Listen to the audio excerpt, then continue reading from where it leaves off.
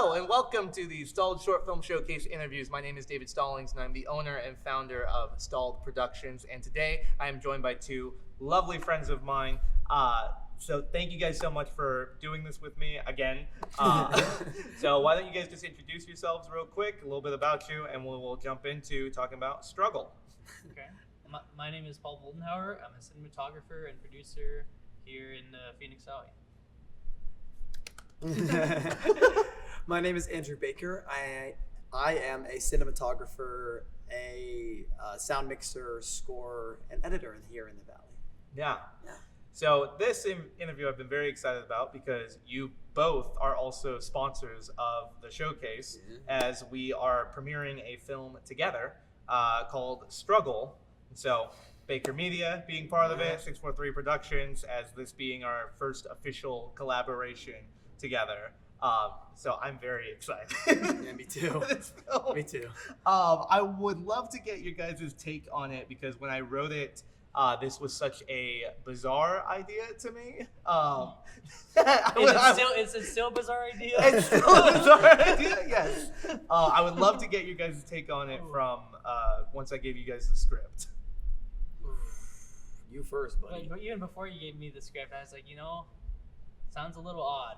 To be honest, you probably didn't know this, but I was like, he wants to make something. Why would I say no to that? And I was like, let's make it. Let's make it. Why not? And then I read the script. I watched the video that it is based off of, and it's like, what a heavy story. And it's like, he wants to do this in VR. What is that gonna look like? Yeah. And I don't think we knew what it was gonna look like until we actually got together and just did it. To be honest, Yeah. No, literally that for me too. It was strange when you sent me the script because I read it before I saw the video, and I was reading. I was like, "What is he talking about? Like, what is this?" And then you told me it was in VR, and I was like, "Okay, that's interesting." But the video sold it to me for sure. And then when you started to explain to me, it's always that phase I feel like with David, where you get to it's like, this is the idea, but wait. Yeah. This is how we're gonna do it. Yeah. And when you explained it to me, and I was like, oh, VRChat. I've seen that before. Yeah. I've always wanted to kind of like VR something that's super interesting. Ready Player One is super interesting. Yeah. So that's what got me onto it. Well, it was fascinating because I've had some experience with VR, like VRChat. I've never actually gone into like had a headset on or anything. But when I was studying it and trying to figure it out, it has an entire like film like camera setup for us to use, which was really interesting and kind of shocking of how much we could actually do with that. It was really wild to me because, like you said, of like every film with me apparently is turning into like there's something very weird and different that we're doing. So the idea of a couple shoot days being just in my office with my computer with just the three of us and then two other actors at their houses on their machines. I don't know anyone doing this. But for you guys too, because I was in the headset for most of it. With those days that we were actually in my house just working on it, what was that like for you guys? How did you guys feel during that? For me, I feel like I really sat down a lot of days in coffee shops trying to figure out how we want to shot list this. Which you plan around it, and not everything's gonna go as to plan. But I did some I play this game CS:GO, and then I've done a bunch of like frag videos and stuff like that. And the camera control and stuff was fairly similar, so I kind of understood what we were kind of gonna go for. And I was like, we'll figure it out as we get there. Yeah, like for me, I agree. Like the setup, the pre-production was ridiculous. Just because you have to invent new systems. Like I remember even to get the idea straight, so that we knew what we were talking about before we did any shot listing. I made a little storyboard thing. Yeah. And that came in clutch. And I'm glad that you were able to take that and just absolutely expand and run with that thing. Because I had this idea. I was like, I don't know if we're gonna cut. We started highlighting things in the script. Maybe there's sound effects here. Maybe we can cut here. Maybe this is the most important part. It was just throwing like tomatoes at a white wall, like, and just trying to paint a picture, Yeah. Like it was insane, but at the same time, it pushed us in ways that were fun. And bringing this guy, you really, I feel like made this grow and made it practical for me in my head, at least. Yeah, Yeah. and I loved working with. I guess both of you guys co-directed it. Yep. Yeah. But I loved working with you guys, being able to take your creative eye, and then you're like working from the acting side of it. You know how to direct yourself. Yeah. As being able to all collaborate and they came together. Yeah, I think too, because like the VR stuff was us figuring that out, a whole new beast. Mhm. I was very touched after we had our actual real life shoot day of just how well coordinated that ended up going, and perhaps that's because the three of us had already spent so much time together. So much time. But I was, making this as a collaborative piece together between multiple entities. There's a little bit of fear going into that of like, I don't really, I'm in charge, but like there's also, we're all kind of in charge. How is this going to go? And I really loved being able to actually collaborate in that way with you guys. I loved when we sat down on the couch. It was like, what is he feeling in this moment? Mhm. Like, because we didn't have all the angles figured out coming into that day. Like, we had a plan, Mhm. and a lot of it got thrown out the window. So, Yep. like, Yeah. we were able to just sit down, look at the script, and like figure out what's the motivation for the shot. What are you trying to convey in the shot? Mhm. What emotion is struggle feeling in this? And I loved when we just sat down and we were like, everyone kind of took a break for like 5 minutes while we did that, and it worked. I felt like that was the moment where I was like, this is working out. Yeah. It was so strange taking that to the live shooting, because I remember we had some conversation, because the technical side of VR while directing you in person, Mhm. while making sure we're framed correctly, was such a beast in itself Mhm. that, I mean, you were saying earlier, we had no idea what it would look like at all. And then once we had the first section of VR, going in person and then sitting down and being able to be like, this character, we know him now. Mhm. Yeah. What is he actually thinking? And I think we changed some of the things too. Yeah. Like It evolved. It Yeah. evolved. Mhm. It was cool. Yeah. We had the whole rain thing we wanted to do, but Yeah. that just we cut it because we were like, this is what we have going. Like, we gotta move past that because we don't have the time. On set, you have certain resources you got to use. You have certain things that take more importance than others, and Mhm. that got quickly cut, unfortunately. Yeah. But, like, there's always room that leaves us room to improve. We could always use that in the future. Yeah. And I loved it too. It was so, I was even more anxious about the real life day because also as co-directors on it, I had a whole headset on, literally blindfolded all day. Pitch black. Pitch black. Pitch black. Yeah. I realized as we started shooting, I'm like, this is actually like the scariest way to go about directing this piece today. I feel like I just don't get to see anything. But it was cool because you and we've worked so much together now that for co-directing, it was I felt really comfortable of like I could take off the headset, talk through it with you of like, what did we actually see on it? This was what we were trying to get. And you were like, we got it. It's great. Trust. Like I just felt really well oiled together. Like I love that. Which, I've been on so many sets now. You don't really, for independent filmmaking, there's always something that goes wrong. Yeah. Right. And you have to accept that. Yeah. You can't dwell on that. Yeah. But it's nice to be able to come in together, collaborating, and it's like, I didn't feel all the stress of like making sure the camera team was on top of stuff because you had that and you had your grip gaff team for it. Like that was already covered. Then we were able to actually just be the directors for it, and I could focus on art with the team. Like that, I was really shocked with this film. Yeah, I want to second that. Like on set, especially in person on set, but it also applies to like when we were doing VR. Yeah. I felt so comfortable, and it's funny because on set I'm usually stressing out in a good way. You have to be stressing out to get things done. Yeah. But I was sitting there and I was like, man, I know I got this side covered with acting. I don't have to worry about that. And as a co-director, it was my first time ever co-directing. Yeah. And it was so fun to be like, oh man, this guy knows what he's doing, and this is your strong suit. How can I be an addition to that? How can I add to this process? And then you on the camera side of things, because that's usually where my head goes. And it really opened up a whole new space for me to be like, let's think about the narrative, let's think about the set, rather than these other things. And I don't know, it was a new skill for me, and I really appreciate that. Yeah. It was fun. Yeah.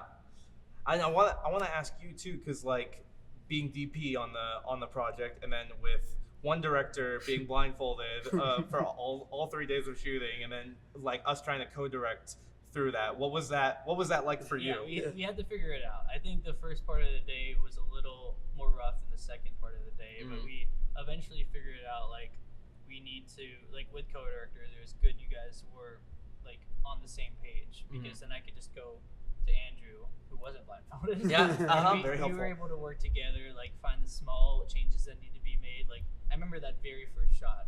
Like, we set it up, and I was like, I don't like it. But he, like, you know, I was just asking him, and we were comfortable enough with each other where he was able to say, like, it's flat. I was like, I agree. Like, we weren't like both like, it's good. I think it's good. We were able to just call each other out. Yeah. And, like, because that's gonna make the end product a lot better. When we're not just trying to please each other, we're trying to make something together. Yeah. And you're a good listener too. One of those, I've had the problem where it's like trying to like say something and we don't get it across correctly. So whenever I'm like, I think it's flat, you're like, oh, bring in the kick. You know what I mean? Like, yeah, we know we need to fix it. You know?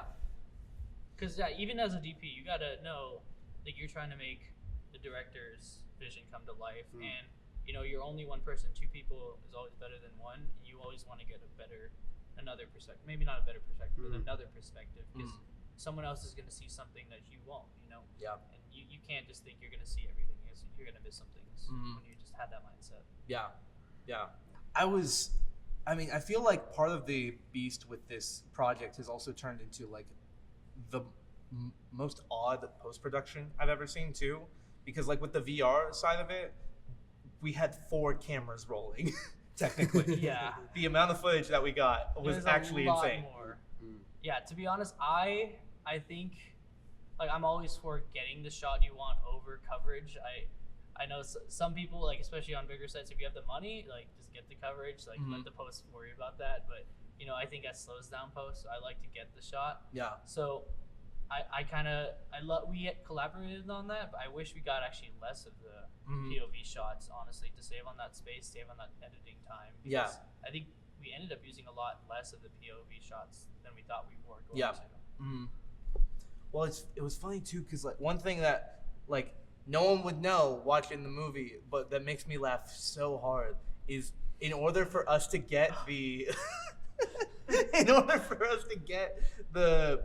the actual cinematic shots, the third party, not the POV shots, we had to have a 4th character in the game through another account, which we had to shrink down so that they wouldn't be seen anywhere, because the camera had a boundary. Did you ever see it? Did you see this? I don't know if I did. Okay, good. In all of the cinematic shots, it's not possible to find him because he's hidden. But there is a very small animated cat. And that's our DP in those shots. And it's just like, what a world we live in. This is how we had to do this. Oh yeah, the fact that we're able to go inside of a game and make a film from it is insane. The reasoning by that is because it wouldn't let you like move the camera anywhere. You had to be within a certain distance from your character, and sometimes you'd have to you get almost to the frame, but then you're like, oh, I need a little bit more, and you get stuck. So you have to be like, oh, I gotta go move the other guy. You have to move then you have to re-find your frame. Yeah, we have to find it. We have to re-find it. Yeah. The technical, because in the room too, I had Discord up so that we can talk to them. Then I had to mute it so that you can have Discord up so that we can have them recording. Like the actors were not in Arizona, were they? No, they are here. Oh, they are. But we needed their machines. Is okay. the thing. I could have brought them, but then we'd have to it would have been 3 PC setups and me in the middle of it in the VR headset. That's why it was so odd. Now they're friends of mine that I've known forever. They're some of the people I discovered VRChat Shout out. with. Shout Yeah, out. Goofith and Cozy. But that was a whole different beast in itself too, because they've actually they've never really acted or anything before, but they know how to play a game, and they know how to have that movement in it to make it real. I think that's one of the themes of struggle, right? Because there are a lot of people I know who have friends that they have never met in real life, but they hang out on games every day. Yeah. I was actually at a wedding earlier this year where the groom met one of his best friends for 15 years, and for the first time in person Yeah. at his wedding. No Because they've been way. on Discord every single day together, like Yeah. for years. I have a friend of mine. I've known him for 20 years, and when we were kids, he moved to Florida, and the only reason we were able to stay in touch was because every day we played on Xbox together. Yeah. And it was like that for like 6 years together. In my mind, struggle is like it's like the start of a new friendship, like a long time friendship in this film that we made. Yeah. Yeah. Yeah. Yeah, the narrative of this film was rough in a good way. Like, it's brutal, but at the same time, it's so endearing. Like, it didn't expect the ending to feel so heartfelt. Yeah. Especially when we watched it back with the live footage, I was like, "Oh." Which also changed, right? Yeah, it did. Well, it's funny too, because part of this is I've been interested, and I'm very excited at the showcase to hear from people who did not grow up with all the internet stuff we have. Because for me watching it, I'm like, yeah, it's not foreign to me, this idea of I got in a game and there happened to be people in it, and like I'm fully anonymous, so I really can just talk about whatever. Yeah. And those conversations, I've noticed, do turn to like pretty deep stuff just quickly and naturally, as opposed to like in real life, it's like, I don't know about that. So that was very real to me, like getting to portray that. Because I don't know what it is about the internet or just the anonymity of it that it facilitates that very well. And now that we've made this, I've kind of clocked and seen a few things online where it's kind of like just interviews in games, and it's like maybe even some VR games. And I'm sitting there, I'm like, this is really a genre. Like, this really is something people just go on and yap. Like, and there's a lot of videos where, good stuff, good content, cool stories come out of it. And that's why, at least for me, when I read the script, I immediately clocked that. I was like, I've seen something like this before. Yeah. But I was like, how is he gonna do it? And that's why when you told me, I was like, okay, this might be possible. Right. Yeah. Yeah, that was just. It is really cool to be able to try and personify that for this film. Just we clearly live in just such a different world, even from just like a decade ago, where more and more people are turning to stuff like this in order to get their social interaction or feel like they have friends, which they do. It is real friendships, but it's just the world we live in now is just so vastly different than even what we dealt with when we were younger. Yeah. And this is cool because it's so modern. Like, explaining this concept to friends, they're like, oh, that is something that happens like today. It's not a period piece. It's like a very current event. I love that. Yeah. Well, I want to ask a question on that. As the editor, how is that to piece together? Because I feel like, there's a lot of story there, and trying to get it, cut it down to that, and focus on something, that must have been a challenge. Man, that's a good question. I appreciate that. It would have been, I think, 100 times harder if we didn't have the shot list and if we didn't have so much work done highlighting the script. Because the amount of options, like if we got all the footage live as well as in VR and we were just like, we'll just cut it in post and see what works best, that would have taken an insane amount of time, because almost every sentence feels like it could be something new or something unique and something special. But because I was limited to our live footage, really, really helped kind of narrow down like how to pace it out, how to cut it. And with the B-roll, I mean, B-roll is so nice in VR. My rule of thumb was just as much as possible. Literally, like if we can just do the B-roll, that's the way to go. Keep something on the frame interesting at all times. Exactly. And it was easy to pair that because you were the one managing the camera and you're the camera operator in VR for most of it. I could kind of tell that you have a similar way of like framing things and movement, because it's specifically the shot where you're walking, all three of you guys are walking and we got a pan. Yeah. It's the same almost movement as behind all of the like stuff. Yeah. And it's like on the counter, dude. And I was like, man, like it all fits, and that helped with the edit a lot. The hardest part was definitely the audio. But we figured out dual cam. Yep. So Yep. there it was. That was the way to go around it. Yeah. Well, it was interesting too in the post-production for this, because again, we're dealing with an idea that a visual style that we have not seen before, at least around us. I know there's examples of it out there, but actually making it, it's like, what is the story exactly here? How are we supposed to cut this up? And that, I remember the three of us really having a conversation about how are we going to edit this together, because it is a film, but it's also unique. It's almost like podcast-ish too. We have to like try to ease the audience into this new, different style, I guess, filmmaking. Right? Because we can't just go full into it. We have to figure out how do we like reach that audience there. Yeah. That was the roughest part for me, was when we got to that after the first edit, and you were like, I think we gotta cut again. Gotta cut stuff out. I was like, no, I don't wanna. But we went through it, and that was the first time I've ever sat in a room and like with the edit and just gone through and been like, nope, get it out of there and see how it works. And it was a cool feeling because you're like, oh, that does work. Yeah. Oh man, like that does subtracting adds to the story rather than taking away. It's almost like, I think of it kind of like sculpting in a way. It's weird because it's like, oh, but we worked so hard for this shot. We worked so hard for this.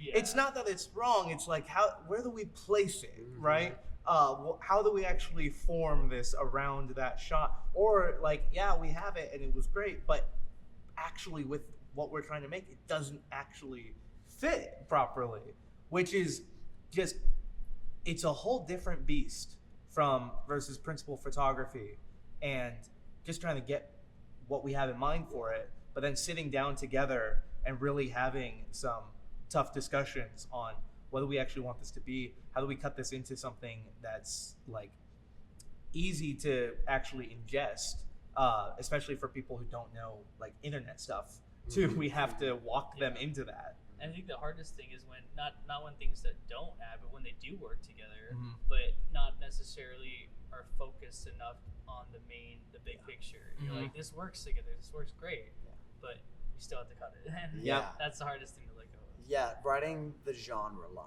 I remember I kept being like, this feels like a podcast and I love that. But you guys like, we kind of want it to be more of a film, and choosing how to make it more intentional and make sure the narrative has like a theme and a point rather than just, kind of yapped in and making it more like a YouTube video. Yeah.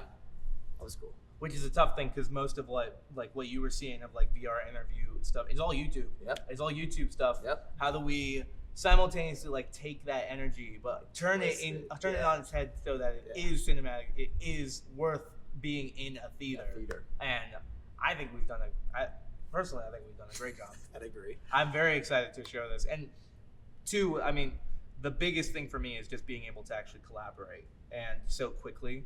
Because I remember us when we were doing Bunker promo, that was where we first connected. Yeah.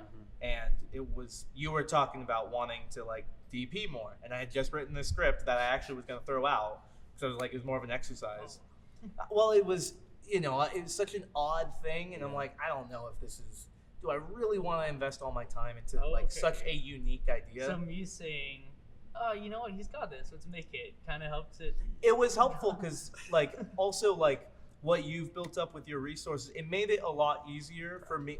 And this is actually such a cool thing of, I was going to throw it out, but because of the work that you've done and what you've cultivated in your company, it actually made it a lot easier for me as a creative to believe that it was actually possible to do. Because there wasn't nearly as much fighting I had to do now to get all the resources that it would have required. So us being able to meet and for you to be like, yeah, I have all this stuff and I want to DP, I want to do that more, was a really great opportunity for me of like, well, I have something and you're actually the way that it could be done quickly. So like, thank you both for that. Because I'm glad to have helped. Yeah, because this was not something that I really thought was going to turn into anything, and I'm so excited to show it. A month and a bit later. Yeah, for real. Yeah. Very quick turnaround. The turnaround time was insane, man. Oh my gosh, it was amazing and worth it. Though. Yeah. Oh my gosh. Yeah. So with that, is there any last message or anything you want to put out before we wrap up? Man, Arizona's got the weird stuff. Come here if you want the weird stuff. David's got the weird stuff. You build your reputation, you build your brand, and here we are. Every film I do, there's something that no one else in town has done. Whatever. So thank you guys again. How can people reach out to you guys? keep in touch with what you're doing and potentially reach out to try and work with you all? 643.productions on Instagram, and then Moldenhauer for my personal. Yeah. It's Baker Media is my Instagram handle, as well as my Facebook, as well as my email is bakermakesmusic@gmail.com. We do music scores, so let me know if you need one. Awesome. He does great music. Yes, he does. Yes, he does. Thank you. So with that, thank you guys so much again for sitting down with me. Thank you for all the work that you guys have put into Struggle. Thank you for sponsoring the showcase as well, and being part of this great community effort that we're trying to do. Yeah, and thank you, David. This has been a lot of fun to be a part of. Yeah, awesome. Yeah. I'm happy to do it. Awesome. Well, thank you guys so much for watching this interview. Be sure to come to the Stalled Short Film Showcase on June 20th at Pollack Cinemas. Come check out the premiere of Struggle. Get your tickets at stalledshowcase.com, and we'll see you there.